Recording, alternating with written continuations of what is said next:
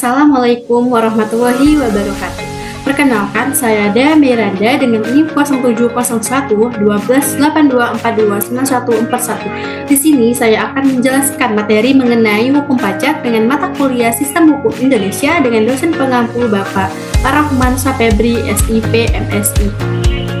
Baiklah, yang pertama-tama kita akan terlebih dahulu membahas apa sih pajak itu. Pajak merupakan kontribusi wajib kepada negara yang terutang oleh orang pribadi atau badan yang bersifat memaksa berdasarkan undang-undang dengan tidak mendapatkan imbal secara langsung dan digunakan untuk keperluan negara bagi sebesar-besarnya kemakmuran rakyat. Selanjutnya ada fungsi pajak.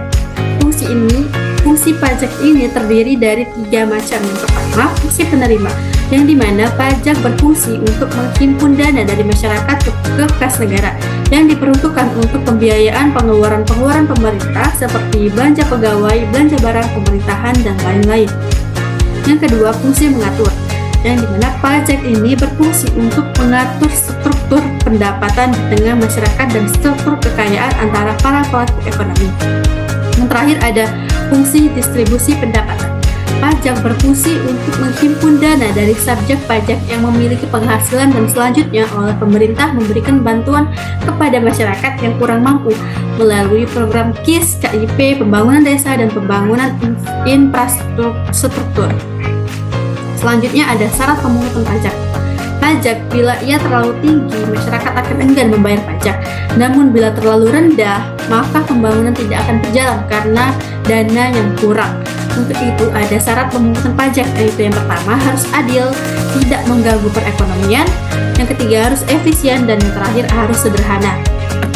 Adapun kedudukan hukum pajak dan pungutan lainnya yang diperlukan untuk keperluan negara itu harus diatur dalam undang-undang. Nah, ada beberapa hal yang perlu diperhatikan dalam penyusunan undang-undang tentang pajak, yaitu pembangunan pajak yang dilakukan oleh negara harus dijamin kelancarannya.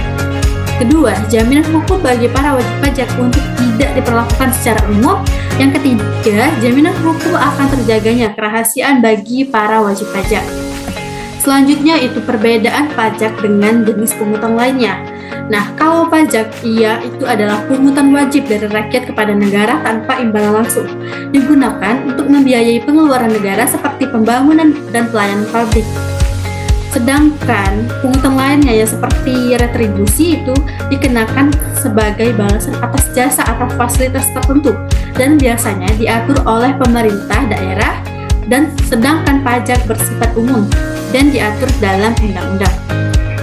Selanjutnya itu ada perlawanan terhadap pajak.